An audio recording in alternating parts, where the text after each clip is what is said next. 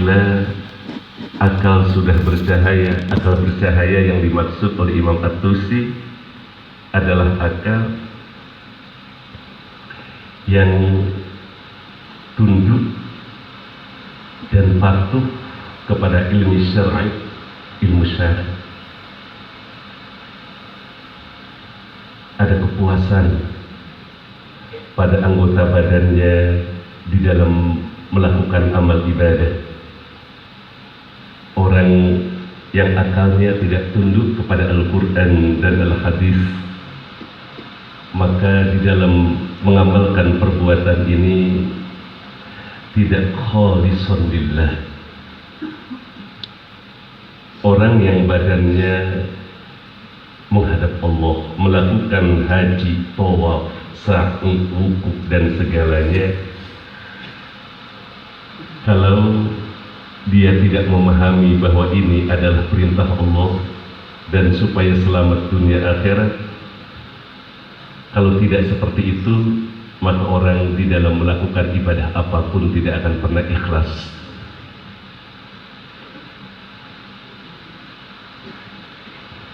Sehingga bersandarlah hadirin kita semua kepada Allah, memintalah kepada Allah, dan jangan pernah mempersiapkan hidup ini terkecuali untuk mendapatkan ridho Allah Subhanahu wa ta'ala. Insya Allah, Allah akan membuat kita jinak di dalam melakukan perintah Allah, asyik di dalam berzikir kepada Allah, sehingga Imam Ibrahim Al-Marastani rahimahullah berkata, orang yang sudah duduk pada kejinekan, pada unsur betah, anteng, maka hatinya akan bahagia dengan Allah.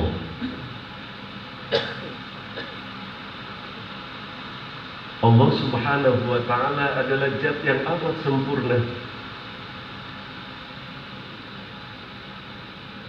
yang tidak ada satupun buat orang yang menuju akhirat di dunia ini bisa menghindar dari Allah. Orang yang lari dari Allah tidak akan pernah ada kebahagiaan di dunia ini. Farhul qalbi bil mahbub. Orang yang sudah jinak di hadapan Allah, dia hanya asyik, terhibur dan bahagia dengan Allah.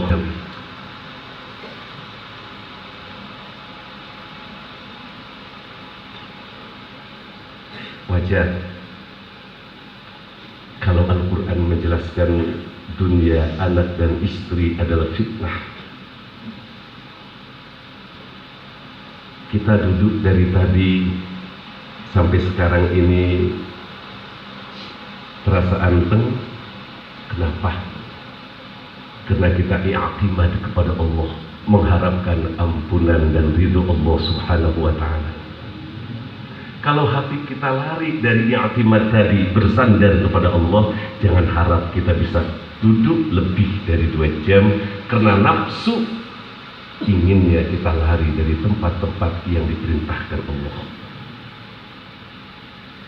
Semoga Allah Subhanahu wa ta'ala memberikan ini terus kepada kita sampai puncaknya farqul qalbi bil mahbub. Di saat kita meninggal, kita bahagia menyebut nama Allah Subhanahu wa ta'ala, karena kita akan bertemu dengan Allah.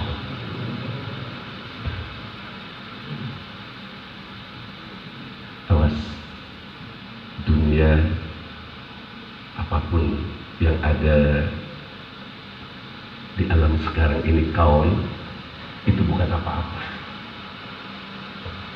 Anda mencari kebahagiaan di dunia, punya 5, pengen 6, 7. Ulama menerangkan bagaikan orang yang meminum air laut, semakin banyak semakin gelisah, semakin banyak semakin gelisah. Anda ingin tenteram, Dunia milik Allah, akhirat milik Allah. Dekati Allah.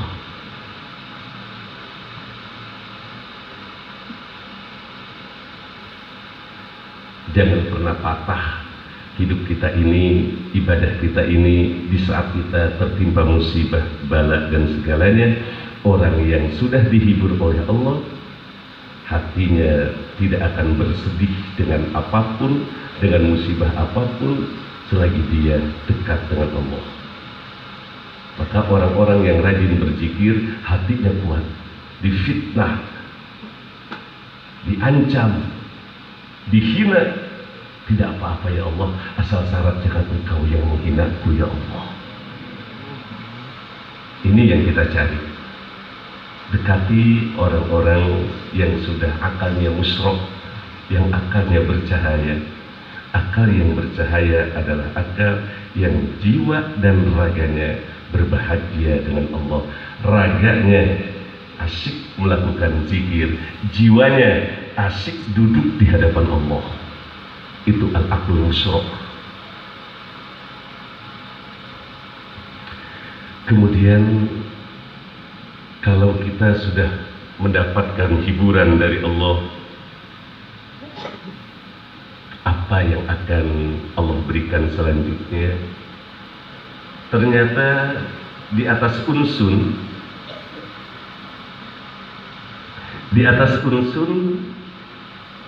adalah iqtadu at-tuma'ninah. Apabila kita sudah jinak, sudah anteng, Allah subhanahu wa ta'ala akan menempatkan kita pada tuma'ninah. Tuma'ninah ini di atas unsun. Kalau unsun terhibur, jinak, tuma'ninah di atas unsun, yang suka diartikan anteng, tapi sebenarnya lebih daripada anteng. Karena anteng maknanya terbatas, tuma'ninah maknanya di atas unsun. Ini kehebatan bahasa Arab. Allah subhanahu wa ta'ala berfirman, ya ayyuhan nas, ya ayyatuhan nafsul mutmainnah. Surah Al-Fajr ayat 27. Di dalam penafsirannya, Imam At-Tusi menjelaskan di dalam kitab Al-Lum'a, ya ayyatuhan nafsul mutmainnah at-tuma'ninatu bil iman. Jadi tuma'ninah hubungannya dengan iman. Orang yang imannya tidak benar kepada Allah tidak akan pernah mendapatkan ketenangan. Sekalipun harta banyak kita miliki, jabatan kita genggam, kalau iman kita kepada Allah tidak benar, jangan harap mendapatkan ketentraman. Apa yang dibanggakan dengan jabatan? Harta. Ujian apa itu? Orang memuji kita belum tentu kita akan menjadi mulia. Sebagaimana orang menghina kita, tidak akan pernah kita menjadi hina. Karena kemuliaan dan hina milik Allah.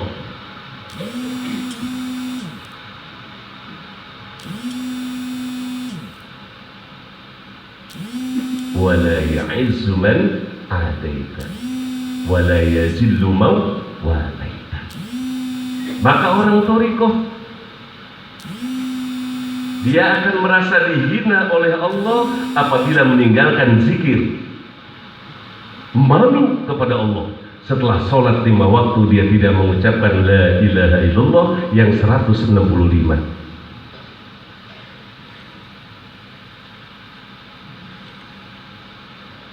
Atau Naqsyabandiyah dalam muraqabah 10.000 atau 1,5 jam Allahu Allah di malam hari. Coba 10.000 malam Allah Allah, kita akan dihibur oleh Allah. Bentuk hiburan itu yang nyata sekali. Malam terasa pendek. Ya Allah, sudah subuh. Kalau udah bisa ngomong begitu, berarti zikir kita sudah membawa kita kepada unsun, kepada betah, enggak betah dengan yang lainnya. Maka tumakninah hubungannya dengan iman. Allah Subhanahu wa taala berfirman dalam surah Ar-Ra'd 28, "Alladzina amanu wa tatma'innu qulubuhum bi dzikrillah, ala bi dzikrillah tatma'innul qulub." Dihubungkan tumakninah dengan hati. Dan tumakninah hati itu dijelaskan dengan zikir kepada Allah. Ingin mendapatkan kepuasan hati, kejembaran hati, kelapangan hati ada pada zikir. Maka semua thariqah, baik thariqah Qadiriyah, baik thariqah Naqsyabandiyah, baik thariqah Qadiriyah wan Naqsyabandiyah, thariqah Rifa'iyah, thariqah Asyadziliyah,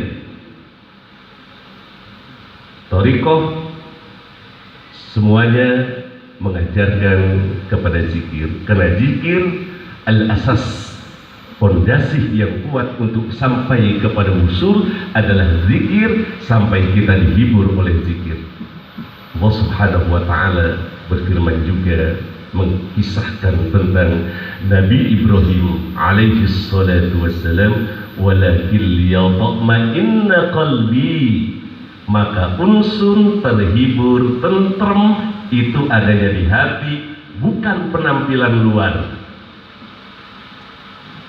Nggak bisa kita menampilkan pura-pura tenang di hadapan masyarakat, kepada teman dan rekan, apabila hati kita jauh dengan Allah Subhanahu wa taala. Alhamdulillah, sekarang ini Allah tempatkan kita di sini dan kita merasakan ketentraman. Ini adalah nikmat yang besar dari Allah Subhanahu wa ta'ala. Kemudian tumakninah ini memiliki 3 tingkatan. Kita sampaikan satu saja karena ini bahasan daripada Nur Muhammad juga, satu saja. Nanti 2 dan 3 serta pecahan-pecahannya yang diambil dari beberapa kitab kutub masyayikh thariqah.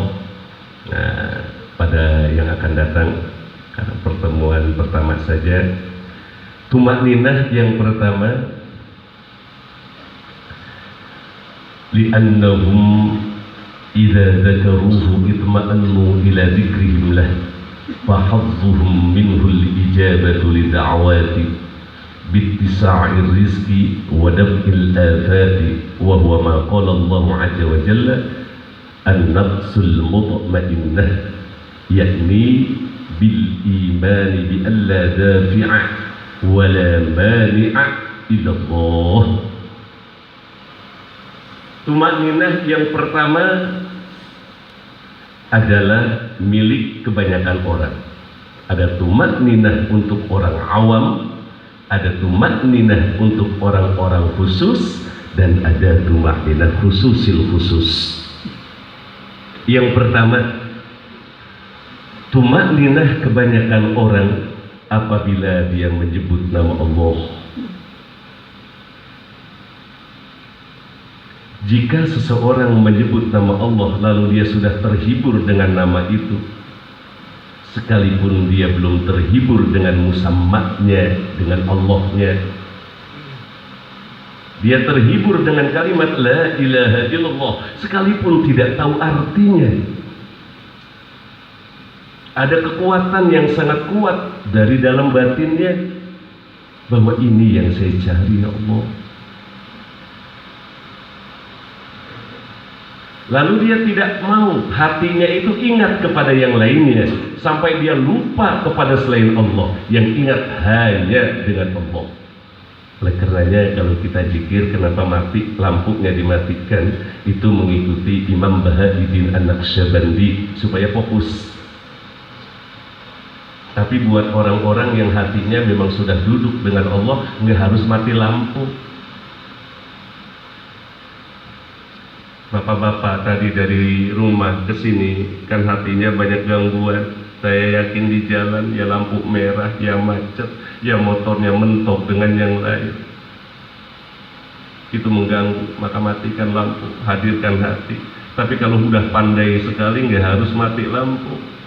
Buat orang yang sudah dekat dengan Allah, malam dan siang sama saja. Dia berzikir di tengah siang jam 12 dengan jam 12 malam, sama saja dekat dengan Allah. Maka mati lampu lil wasail hukmul maqasid. Kalau kita sudah tenang dengan la ilaha illallah seperti tadi, lalu kita tidak asik ingat kepada selain Allah, udah nggak ada yang asik tadi kecuali Allah. La ilaha illallah, la ilaha illallah, sekalipun tidak tahu artinya, yang membawa asiknya itu bisa dengan nada. Maka nanti ada simak di dalam tasawuf, nada yang enak diucapkan oleh suara yang enak dan fasih, itu akan membuat ruhaninya terbang. Maka kenapa Rasulullah suka dengan para sahabat yang baca Al-Quran fasih dan suaranya enak?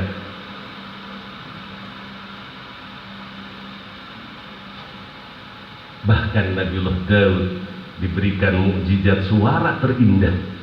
Orang apabila mendengar suaranya langsung menangis ingat kepada Allah, sekalipun tidak tahu dan tidak mengetahui maksud daripada kitab yang dibacakan oleh Daud, karena suara mendorong ruhani.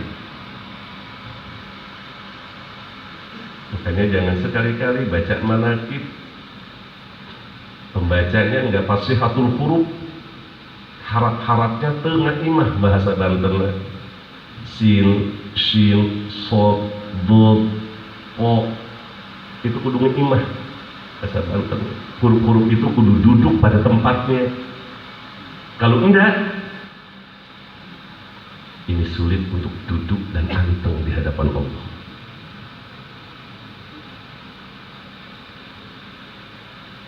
Lalu kalau kita sudah anteng seperti tadi, apa kata Imam At-Tusi?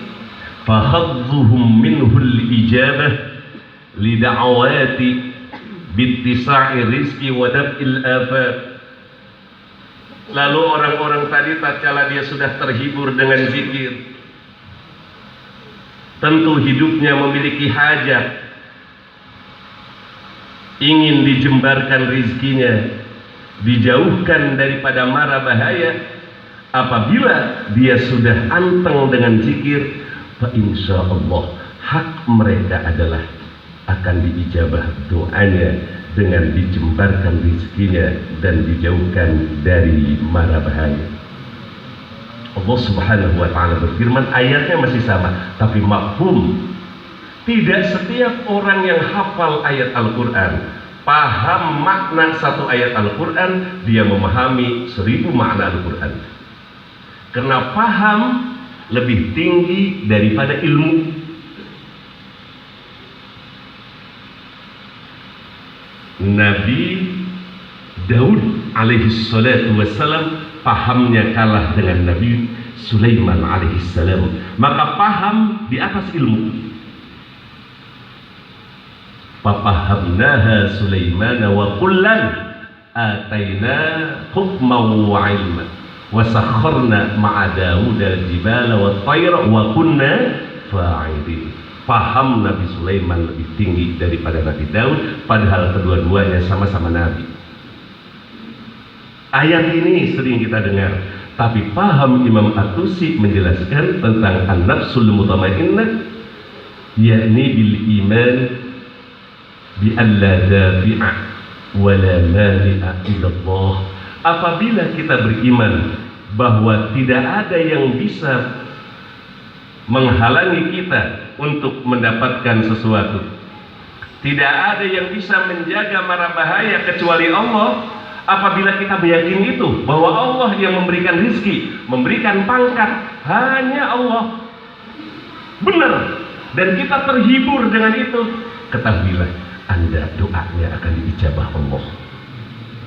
Tapi kalau kita masih ragu, betul apa iya, sementara dia masih i'timad kepada manusia, Lidahnya ya Allah tolong saya, hatinya memiliki tekad, kalau nggak dibantu teman saya nggak mungkin. Jangan harap di saat Anda berdoa akan tenang dan doa Anda akan diijabah Allah.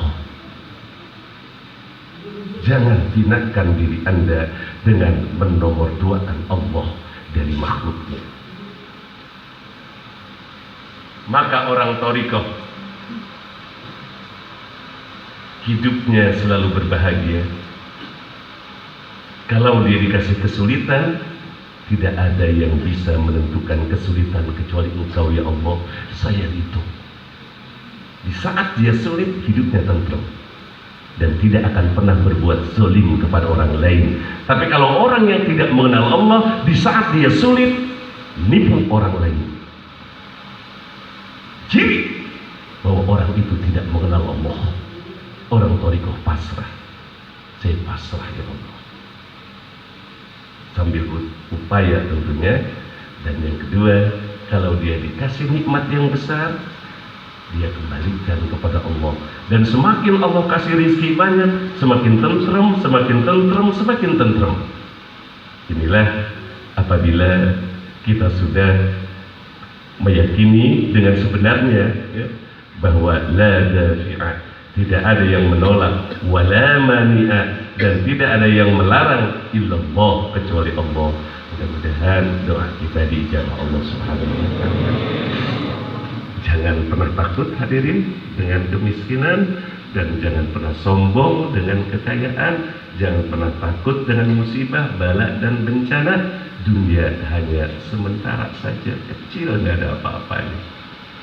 Oleh karenanya perkuatlah mulai sekarang hanya bersandar kepada Allah. Jika hati kita sudah anteng, insya Allah semuanya akan diberikan kemudahan dan keberkahan.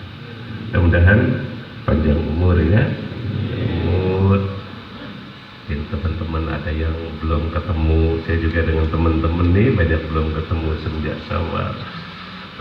Dan perjalanan kemarin Imam Bahauddin An-Naqsyabandi, saya dan jamaah semuanya berbahagia sekali zikir di Imam Baba Sumasi. Kenikmatan yang tidak akan pernah bisa dibeli dengan apapun. Kemarin katakan berangkat 22 juta, tatkala sudah zikir di hadapan makom Baba Sumasi, kecil, tidak ada apa-apanya, karena Allah memberikan kepada para penziarah itu pengalaman-pengalaman yang membuat mereka tambah yakin di dalam menjalankan thariqah Qadiriyah dan Naqsyabandiyah. Mudah-mudahan semuanya berkah. Awas jangan hasud, iri, dengki, nggak ada faedah. Nggak faedah. Jangan pernah mengeluh, nggak ada faedah. Iktimat saja kepada Allah.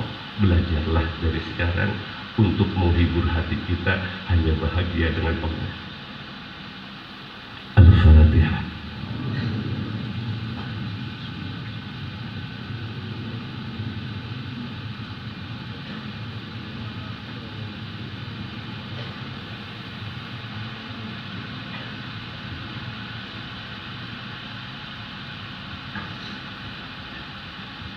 Bismillahirrahmanirrahim. Alhamdulillah. Allahumma shalli wa sallim wa barik ala sayyidina